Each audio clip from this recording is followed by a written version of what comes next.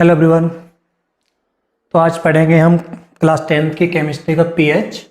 ठीक, पहले हर चीज़ समझेंगे एकदम बेसिक से, पीएच क्या होता है, ठीक है, और जो जो चीज़ें होंगी सब समझेंगे। और बाद में इस टॉपिक से एग्जाम में क्या आएगा 10th क्लास में, वो हम वीडियो के 2 मिनट में डिस्कस कर देंगे। तो आप अगर लास्ट के 2 मिनट की वीडियो देख लोगे तो आपका एक भी क्वेश्चन नहीं छूटेगा पेपर में। ठीक, तो देखो पीएच का मतलब क्या होता है। ठीक, अब यहाँ अगर आप देखोगे देखो पी बना होता है छोटा और एच कैसा होता है, लार्ज, बड़ा। ठीक, तो वैसे लिखते हैं इसको, सामान्य भाषा में बोलते हैं पावर ऑफ हाइड्रोजन।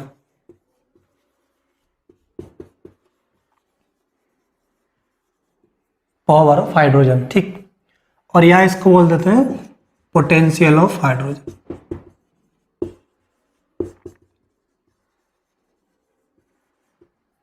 हाइड्रोजन मतलब हाइड्रोजन कंसेंट्रेशन, ठीक है, H+।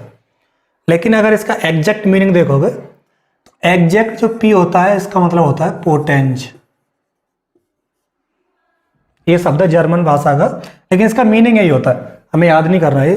मीनिंग यही होता है इसका, पावर ऑफ हाइड्रोजन या पोटेंशियल ऑफ हाइड्रोजन, ये होती है पीएच की फुल फॉर्म। ठीक, अब होता क्या है पीएच, देखो अगर पीएच, पहले पीएच का फॉर्मूला देखते हैं, फिर इसमें जो जो चीज़ होंगी उसको एक एक करके सब समझते हैं। ठीक, पीएच कैसे लिखते हैं, माइनस लॉग बेस 10 होता है इसका ये। अब देखो यहाँ पर समझने की दो चीज़ हैं, एक समझने के लॉग क्या होता है और दूसरा है H+। तो जानते हैं हम H+ क्या होता है, हाइड्रोजन आयन। और जब इसके आगे ये लगा है, ठीक है, इसको बोलते हैं कंसंट्रेशन, सांद्रता नापने का तरीका होता है ये होता है, जैसे यहाँ लिख दिया 10-2 इतने मोल पर लीटर। ठीक, अगर ऐसे ब्रैकेट लगा है, इससे क्या पता करते हैं, कंसंट्रेशन है, सांद्रता, ये बताता है मोल पर लीटर।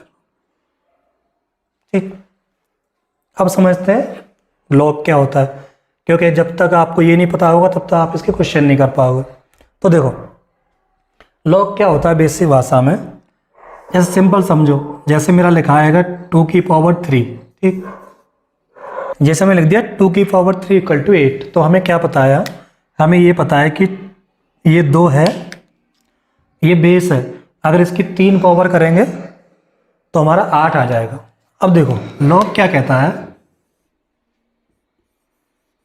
लॉग ये कहता है कि देखो ये मेरा बेस है 2, ये मेरा बेस है, अब वैल्यू आ रही है मेरी 8। तो अब मुझे क्या बताना है, ये बेस है मेरा 2, वैल्यू 8, तो बस ये बताना है कि इसकी कितनी पावर कर दें नीचे वाली संख्या की कि मेरा 8 आ जाए। तो ये आ गया 3 करोगे तो इसकी वैल्यू हो गई log 2/8 की वैल्यू कितनी हो जाएगी तुम्हारी 3। तो लॉग अगर की संख्या है, लॉग लिखा है, तो बस ये करो जो लॉग के नीचे वाला बेस है इसकी कितनी पावर करें कि इसकी वैल्यू आ जाए 8। और एग्जांपल देखते हैं इसके, देखो, ठीक, तब करते हैं।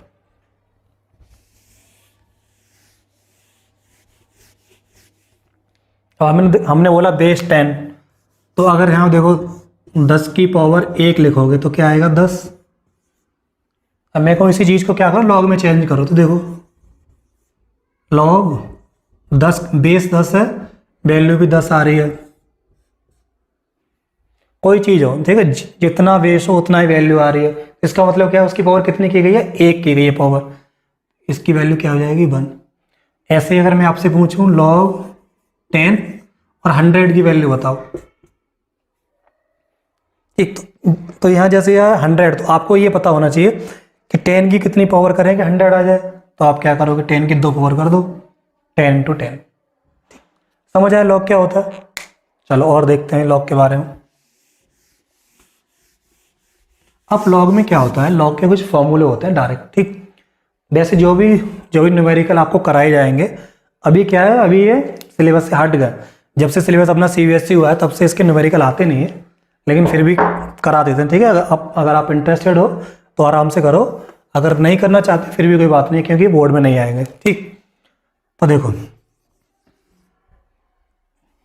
लॉग बेस कुछ भी मान लो, ठीक है, a मान लिया, अगर यहाँ 2 नंबर का मल्टीप्लाई हो रहा है m × n, तो अगर आप ऐसे इसको लिखते होगे log m + log n, value हमारी सेम आएगी, बेस हमारा सेम यही रहेगा।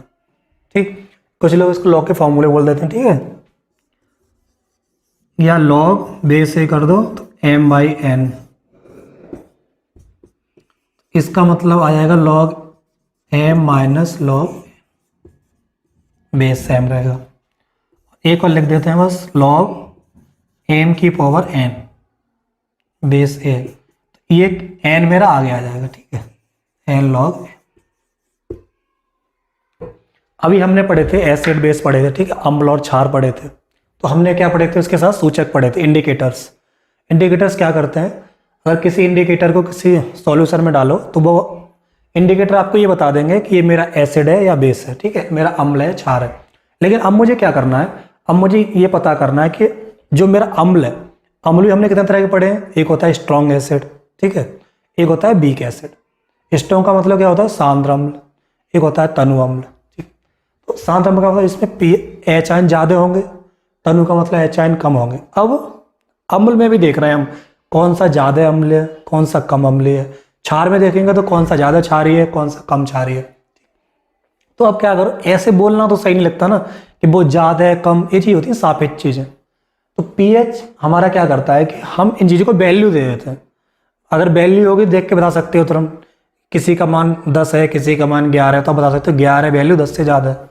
तो पीएच वैल्यू क्या करते हैं, हम एसिड बेस को, कोई सॉल्यूशन है मेरा कितना अम्लीय है कितना क्षारीय है, उसके बेस पे हम वैल्यू देते हैं, ठीक है। और वैल्यू कैसे निकालते हैं, उसकी डेफिनेशन है, ठीक है। पीएच क्या होता है, ठीक है, तो किसी बिलियन का पीएच मान, या किसी बिलियन का, ऐसे लिख दो, किसी बिलियन का पीएच मान उस बिलियन में H3 पॉजिटिव या एच आयन की सांद्रता का नकारात्मक लघुगणक होता है, ठीक। बस यही डेफिनेशन आपको याद रखनी है।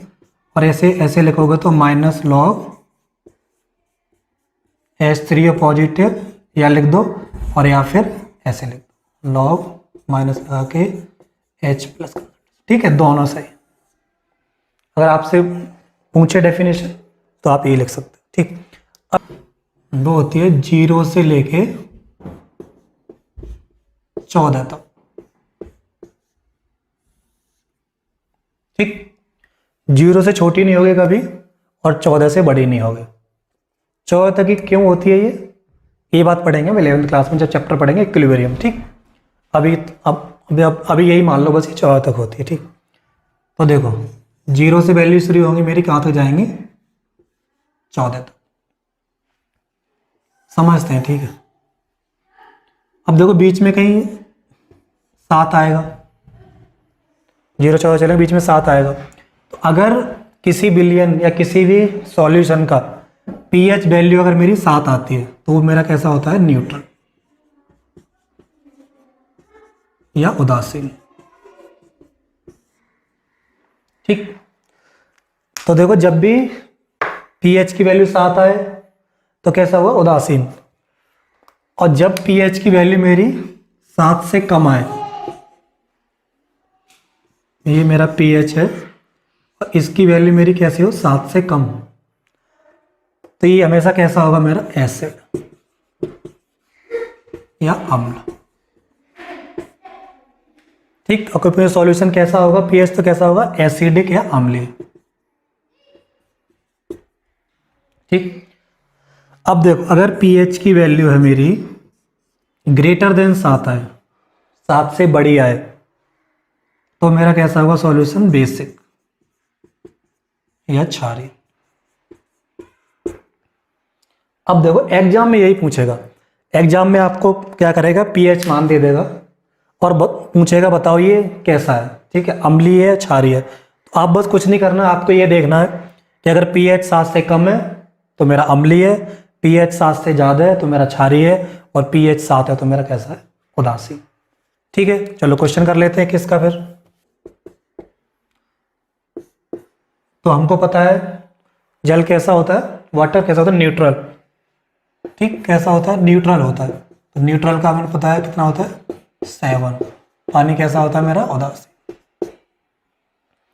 और या फिर ये बोलेगा कि किसी विलियन का पीएच जो वैल्यू है मेरी वो है 2, ठीक। अब पूछेगा बताओ ये कैसा है, अम्लीय है, क्षारीय है, उदासीन है। तो आप क्या करो, 7 से देख लो, 7 से छोटी है तो कैसा हो जाएगा मेरा ये अम्लीय, ठीक है। जैसे अगर उसने दे दिया pH मेरा, कोई दे दिया कि pH की वैल्यू मेरी 11 है, तो 11 दिया तो इसका मतलब कैसी होगी मेरी 4। ठीक है, ये तो बहुत आसान है ना, बिल्कुल आसान है। आपने बस 7 से तुलना कर दी, 7 से कम अम्लीय हो गया, 7 से कम क्षारीय हो गया। लेकिन हमने चैप्टर शुरू किया तो क्या बताया, हमने शुरू किया तो बताया कि ये बताएगा कि कौन सा ज़्यादा अम्लीय है, कौन सा कम अम्लीय है, कौन सा ज़्यादा क्षारीय है। तो ये कैसे पता करेंगे। ठीक, चलो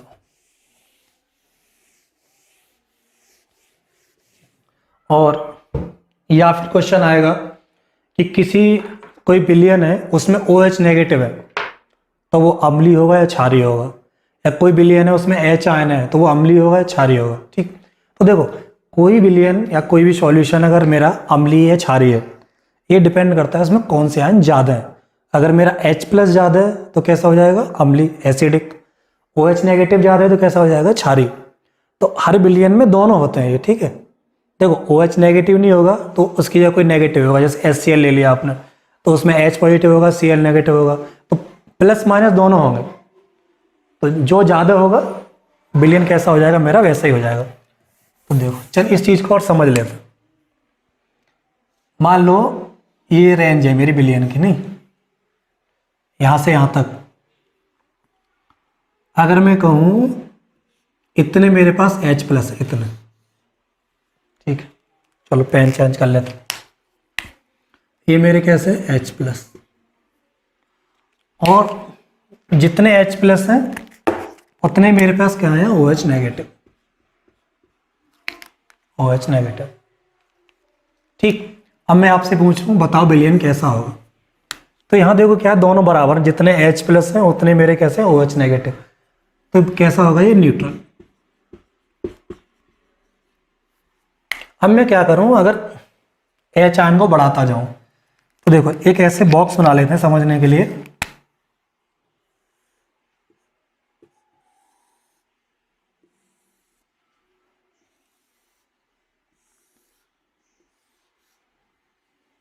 अगर इस लाइन को ऐसे मिला दिया जाए, ठीक है, अब देखो, अब इस लाइन से जैसे इधर आओ, ठीक है, जैसे इधर आओगे तो आप अगर यहाँ चेक करना है तो ऊपर वाला मेरा H+ है, नीचे वाला मेरा कैसा है OH-, तो यहाँ H+ इतने, यहाँ OH- मेरे कितने हो जाएंगे कम। चलो रेड से लिख देते हैं H+, और ये मेरा क्या हुआ OH नेगेटिव। तो यहाँ कैसा था न्यूट्रल, तो ये कैसा हो जाएगा मेरा अम्लीय। और इधर आओगे आप, इससे चल गए, देखो यहाँ देखो, तो यहाँ पर H आयन ना और ज़्यादा हो रहा है ना, बढ़ते जा रहे हैं, तो ये मेरा ज़्यादा अम्लीय हो जाएगा। ये OH आयन यहाँ बहुत कम रह गए, देखो OH आयन। तो यहाँ से तो एक क्वेश्चन आंसर आता है, कभी आपसे पूछ लेगा कि किसी विलयन में OH नेगेटिव है तो बताओ विलयन कैसा होगा, अम्लीय क्षारीय।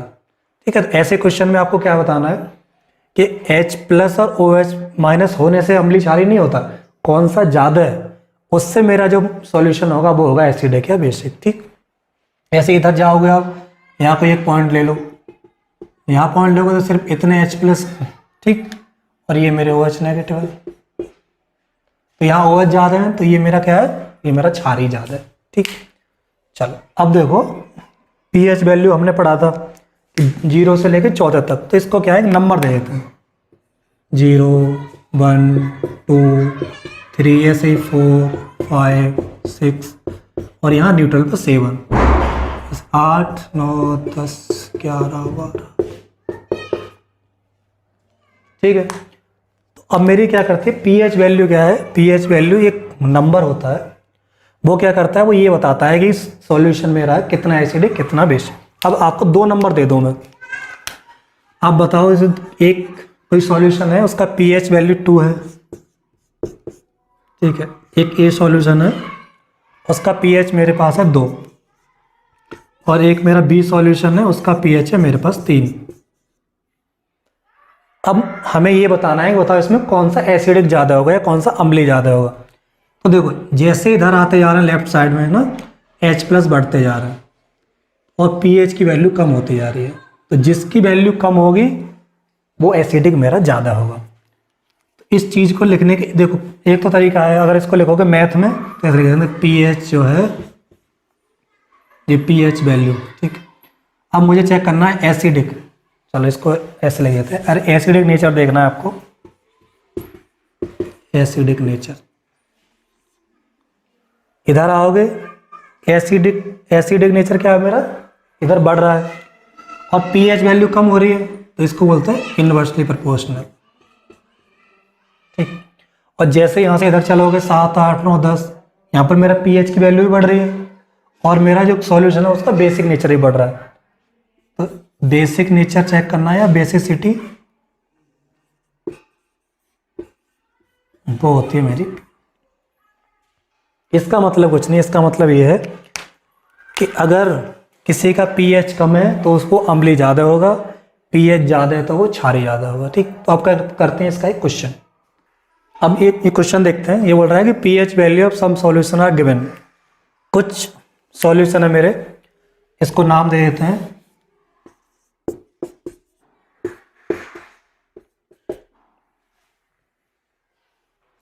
चलो अब ये क्वेश्चन देखते हैं पीएच का। बहुत ही सरल क्वेश्चन है, सिंपल। क्या करेगा, ऐसे लिख देगा और ये कुछ सॉल्यूशन दे देगा फिगर आपको, बोल देगा कि क्वेश्चन बोल रहा है कि pH value of some solutions are given. एक कुछ सॉल्यूशन की पीएच मान दिए गए हैं, तो सबसे पहले आपको क्या करना है, इन सबको छांटना है कि कौन से एसिडिक होंगे और कौन से मेरे बेसिक होंगे, ठीक है। पहला क्वेश्चन तो ये। दूसरा क्वेश्चन इसमें मान लो पूछेगा कि इसको अरेंज करो इंक्रीजिंग एसिडिक ऑर्डर में या इंक्रीजिंग बेसिक ऑर्डर में।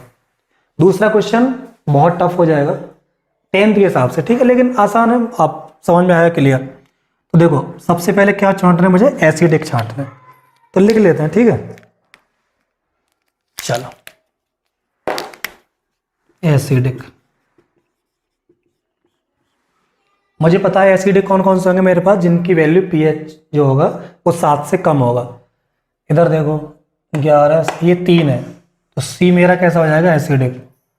बी का पीएच 2, तो बी मेरा कैसा हो जाएगा, एसिडिक या अम्लीय, ठीक है। अब मुझे पता करना है क्षारीय कौन सा होगा इसमें या बेसिक। तो देखो जो वैल्यू 7 से बड़ी होगी वो क्षारीय होगा, तो 11 और 13, तो ए और ई, मेरे कैसे हो जाएंगे, बेसिक।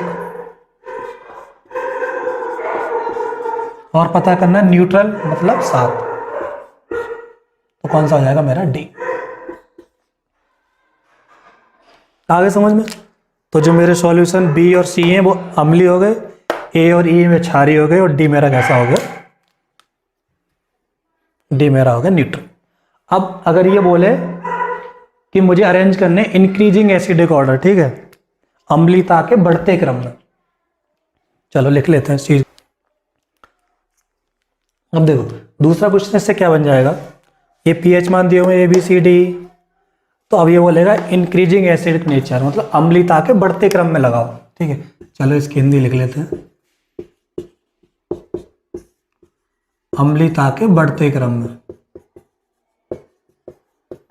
अब देखो बढ़ते क्रम का मतलब क्या है, सबसे पहले कौन सा लिखेंगे, जो अम्लीय कम होगा, तो सबसे कम अम्लीय क्या कौन सा होगा इसमें, 11, तो मेरा ई। इधर 13 दिया हुआ है, तो सबसे पहले मेरा होगा ए, ठीक। 13 के बाद कौन सा है, 11, ई। फिर आ जाएगा डी, ठीक। इसमें क्या करो कि जिसका पीएच मान सबसे कम होगा, ठीक है, वो सबसे ज़्यादा अम्लीय होगा, वो सबसे बाद में आएगा। तो इसको लिखने कई तरीके हैं। तो अब देखो सबसे मेरा कम कितना, 2, तो पहले 2 आएगा, फिर 3 आएगा, यहाँ से देखोगे तो ठीक है, फिर 7 आएगा, फिर 11 आएगा, फिर 13 आएगा।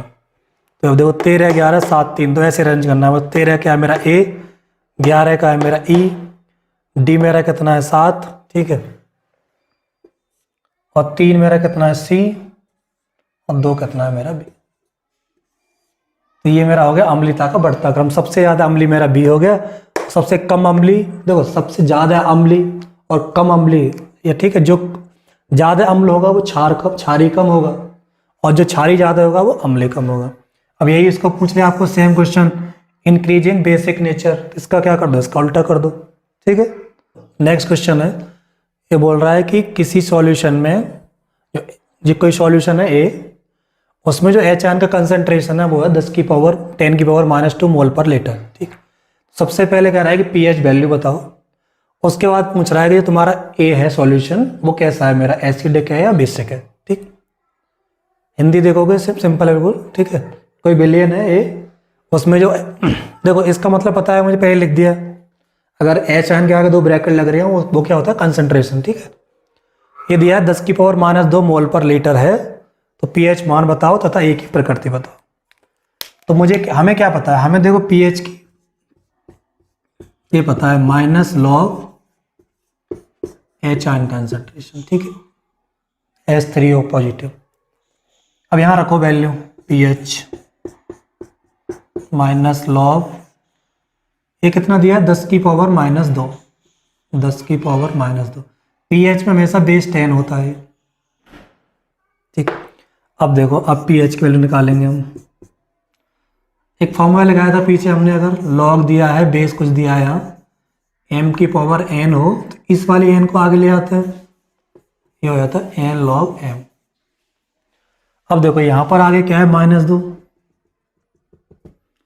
इसको आगे लाओगे तो यहाँ माइनस है, इसका गुणा हो जाएगा तो ये 2 हो जाएगा, और ये बचेगा मेरा log 10 × log 10। log 10 की वैल्यू बताई थी आपको कि 10 की पावर कितनी करेंगे, 10 आ जाए तो 1 पावर करेंगे, तो ये इस पूरे की वैल्यू कितनी आ जाएगी मेरी 1। तो पीएच जो मेरा यहाँ से आ जाएगा 2। ठीक है, ये फॉर्मूला भी होता है अगर तुम्हारा जितनी वैल्यू यहाँ है उतनी वैल्यू यहाँ आ जाए, इसके मान क्या होता है, पीएच मान 2 आ गया। चलो एक चीज निकल गई। दूसरा पूछा है कि ए का नेचर बताओ कि मेरा कैसा होगा। मुझे पता है कि पीएच अगर मेरा 7 से कम आएगा तो नेचर कैसा आएगा मेरा, एसिडिक। तो ये मेरा कैसा हो जाएगा। और जो सूचक थे वो हमारे पास क्या था, सॉल्यूशन था, उसमें डाल के बता रहे थे ना हम कि ये एसिडिक होगा, ये बेसिक होगा। ठीक है, पीएच पता करने के लिए क्या पता होना चाहिए, मुझे एच आयन का कंसंट्रेशन, मैं आपको अगर सॉल्यूशन दे दूँ गिलास में भर के, ठीक है, एक सॉल्यूशन दूंगा, बोलूंगा बताओ इसकी पीएच मान बताओ, तो आप नहीं बता पाओगे ना। आपको नहीं पता है कि इसके अंदर एच आयन का कंसंट्रेशन 10⁻⁻² है या 10⁻⁴ है, नहीं पता। तो फिर इंडिकेटर तो है नहीं पीएच। पीएच वैल्यू क्या है, पीएच स्केल है मेरा, वो सिर्फ ये बताता है अगर मुझे किसी का पीएच पता है तो ये बता सकते हैं कि कौन सा ज़्यादा एसिडिक है, कौन सा कम एसिडिक है, कौन सा ज़्यादा क्षारीय है। ठीक, लेकिन अगर मुझे मालूम भी तो करना है पीएच, पीएच कैसे मालूम पड़ेगा मुझे, क्या इसका पीएच 2 है, इसका पीएच 3 है। ठीक है, ये पता करने के लिए हमारा होता है यूनिवर्सल इंडिकेटर। अगर लैब में देखोगे तो पीएच पेपर आता है मेरे पास। ठीक है, पीएच पेपर, तो पीएच पेपर और पीएच इसके वैल्यू दोनों अलग अलग है। पीएच पेपर मेरा क्या होता है, यूनिवर्सल इंडिकेटर। अब देखो नाम बता रहा है, इसको बोलते हैं सार्वभौमिक या सार्वत्रिक सूचक, बोलते हैं सार्वत्रिक सूचक। जैसे नाम है, सार्वत्रिक सूचक का मतलब ये है कि कैसा भी विलयन हो आपके पास, उसमें अगर पीएच पेपर डालोगे तो उसका कोई ना कोई रंग आएगा, कोई ना कोई रंग आएगा, तो उसकी कोई ना कोई पीएच जो रंग होगा वो किसी न एक पीएच वैल्यू से अटैच होता है। उसका रंग देख के बता सकते हो कि इसका पीएच कितना होगा।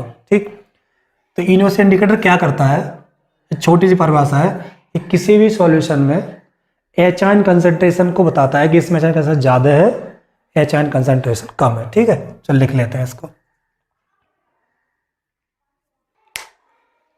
ठीक है, तो यूनिवर्सल इंडिकेटर क्या होता है कि डिफरेंट सॉल्यूशन लोगे जिस हिसाब से उसमें एच आयन का कंसंट्रेशन होगा, ठीक है, एच आयन की जितनी सांद्रता होगी उस हिसाब से रंग देगा वो।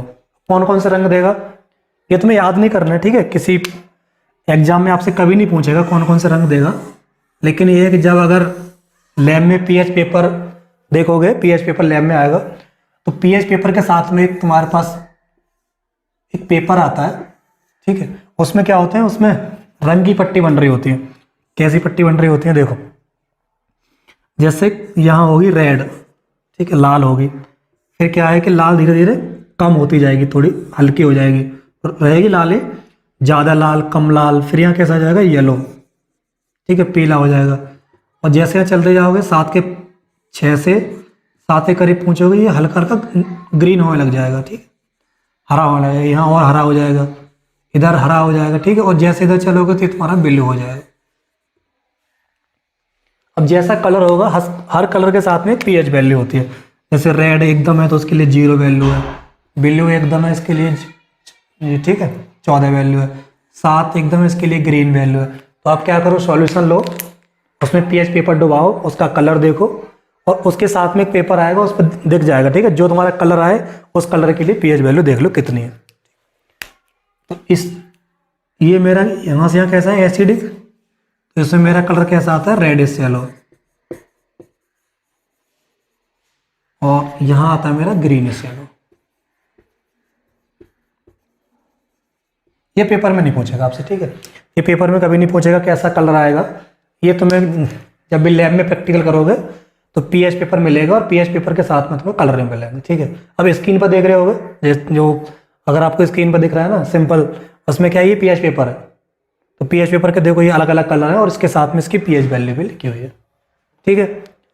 चलो अब देखो क्वेश्चन क्या आएगा पीएच का। क्वेश्चन बहुत आसान आता है पीएच का। क्वेश्चन जो आएगा सिंपली यही पूछेगा तुमसे कि कौन सा एसिडिक है कौन सा बेसिक है। अब पढ़ते हैं, छोटा टॉपिक है, उसमें यह है कि हमारे दैनिक जीवन में पीएच का क्या प्रभाव होता है।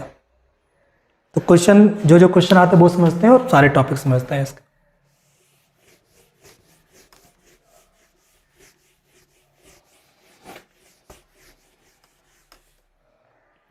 तो देखो एक तो ये है कि जैसे हमारा शरीर है, ठीक है, ह्यूमन या एनिमल, ह्यूमन एंड एनिमल,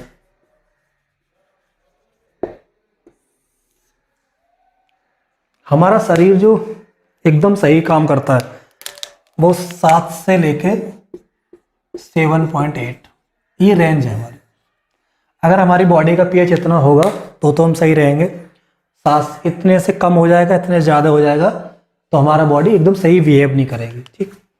और यही किसके लिए, एनिमल के लिए। तो अब देखो कोई अगर एनिमल उसमें रह रहा है, सी में रह रहा है, तालाब में रह रहा है, अगर बारिश हो जाए तो जब पहली बारिश होती है तो पता है कि आसमान में बहुत सारी गैसें होती हैं, SO2 वगैरह, ये क्या होती है बारिश के साथ आती हैं, तो पानी मेरा कैसा हो जाता है, अम्लीय। तो अगर मेरे जो बारिश का पानी है, ये क्वेश्चन अच्छा आता है, कई बार आता है, ठीक है, अगर उसका मेरा पीएच 5.6 से कम हो जाए, पीएच की वैल्यू, ठीक है, ये क्या है मेरा रेन वाटर।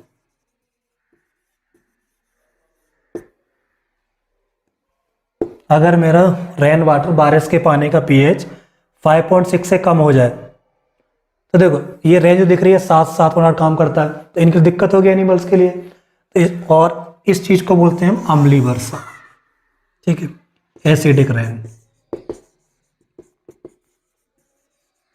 क्या बोलते हैं, एसिडिक रेन, या क्या बोलते हैं इसको, अम्लीय वर्षा।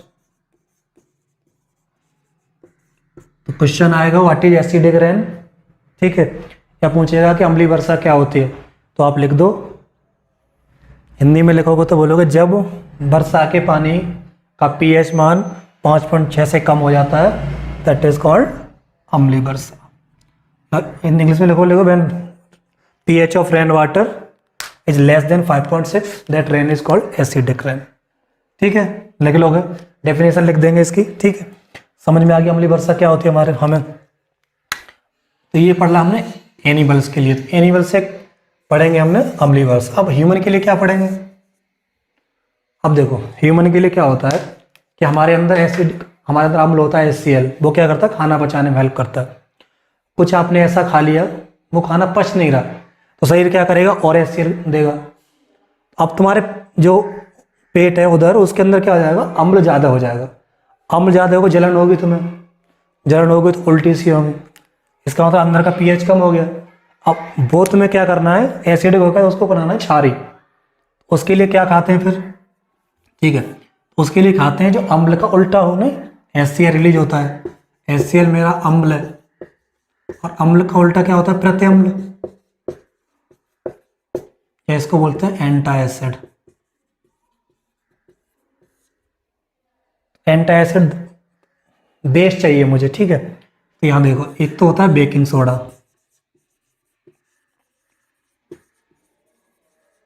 ठीक है, बेकिंग सोडा खा लो। और दूसरा होता है, ये ज़्यादा आता पेपर में पूछता है, मैग्नीशियम हाइड्रोक्साइड MgO, इसको बोलते हैं मिल्क ऑफ मैग्नीशिया। ये क्या करता है, अगर हमारे शरीर के अंदर क्या हो जाए एसिडिटी को कम करने के लिए क्या काम आता है, मिल्क ऑफ मैग्नीशिया या मेरा बेकिंग सोडा। ठीक है, तो पीएच की दो चीज़ मालूम पड़ गई हमें। अम्लीय वर्षा क्या होती है, जब बारिश के पानी का पीएच 5.6 से कम हो जाए। अगर हमें एसिडिटी हो जाए तो हम क्या खाते हैं, बेकिंग सोडा या मिल्क ऑफ मैग्नीशिया। ठीक है, चलो अगला यूज पढ़ते हैं। अगला बता दो, नेचर में जो भी होता है जीव जंतु, वो क्या करते, अपनी रक्षा करने के लिए क्या करते हैं, कुछ ना कुछ उपाय करते हैं। तो ये जैसे हमारे पास एग्जाम्पल है मधुमक्खी का। ठीक है, बी, मधुमक्खी अगर काट ले हमें तो एकदम दर्द होता है। ठीक, तो हम बोलते हैं कि मधुमक्खी ने डंक मार दिया। ठीक, तो उसके अंदर कौन सा होता है, अम्ल होता है मधुमक्खी के अंदर, वो इससे रक्षा करती है। अगर अम्ल नहीं होगा तो आदमी उसको, कोई भी बच्चा जाके उसको पकड़ लेगा। ठीक, तो इसमें क्या होता है, अम्ल। अगर आपको कभी भी काट ले, मधुमक्खी काट ले, तो दिख रहा है तुम्हें अम्ल है इसके अंदर, सही करना है तो क्या चाहिए, छार चाहिए, साबुन से धो लो, सर्फ से धो लो। एक प्लांट होता है, जीव तो ये पढ़ लिया मैंने। अब देखो जंतु पढ़ना, जंतु मतलब पौधा होता है, तो पौधा दिया हुआ है एक एग्जाम्पल नेटल का, उसमें हल्के उसकी पत्ती पर कांटे से होते हैं, कांटे अगर लग गए तुम्हारे तो तुम्हें ऐसे दर्द होता है जैसे किसी मधुमक्खी ने काट लिया हो। ठीक है, चलो और एग्जाम्पल कहाँ देखने को मिलता है पीएच का, और एग्जाम्पल पीएच का देखने को मिलता है मिट्टी में। देखो जो भी कोई फसल होती है तो हर तरह की फसल के लिए अलग अलग पीएच वैल्यू चाहिए, लेकिन जो पीएच होता है वो अप्रॉक्स 7 के करीब चाहिए होता है। लेकिन मानो तुम्हें कोई फसल करनी है, सबसे पहले क्या करो, मिट्टी का पीएच चेक करो। कैसे चेक करोगे मिट्टी का पीएच, आपने एक जगह की मिट्टी ली और तुम्हारे पास अगर कुछ चेक करने का तरीका चेक करो, लेकिन ये इससे एक दिक्कत आएगी ना। हो सकता है आपका इतना बड़ा खेत है, ये पूरा ये खेत है आपका, अब हो सकता है कि यहाँ की जो पीएच वैल्यू ज़्यादा हो गई हो, यहाँ की कम हो। तो एक काम करते हैं, कई जगह से मिट्टी ले लेते हैं, 4-5 जगह से, यहाँ ले लो, यहाँ से ले लो, 5-6 जगह से ले लो, फिर सबका क्या करो, पीएच मान निकालो। मान लो इसका 8 आ गया, इसका 9, इसका फिर 7 आ गया, फिर सबका क्या ले लो, औसत। फिर देखो औसत तुम्हारा अगर 7 से ज़्यादा कम आ रहा है, इसका मतलब क्या है कि तुम्हारे खेत की जो मिट्टी है वो अम्ली हो चुकी है। अम्ली हो चुकी है तो उसको क्या करो, छारी करो। तो छारी करने की बहुत सारी चीज़ें हैं। ठीक है, कले वले डालते हैं लोग। और अगर इसका औसत मान जो आ रहा है वो 7 से ज़्यादा आ रहा है, 7 से ज़्यादा आ रहा है, तो इसका मतलब ये हुआ कि मेरी जो मिट्टी है वो छारी है, तो इसको क्या करते हैं, अम्ली करते हैं। तो पीएच का मान हम दैनिक जीवन में ऐसे भी यूज कर लेते हैं। एक और पढ़ते हैं पीएच दैनिक जीवन में एग्जाम्पल। इसके जो भी नोट्स हैं हम आप लिख देंगे। ठीक है, आप एक स्क्रीनशॉट ले लेना। दूसरा दंतचय होता है। दंत का मतलब दांतों में कैल्शियम होता है। अगर आपका मुंह है, अगर उसको डेली साफ ना करो तो उसके अंदर क्या होता है, पीएच की वैल्यू कम हो जाती है, उससे हमारा दांत का क्या है, जलना शुरू हो जाता है। ठीक है।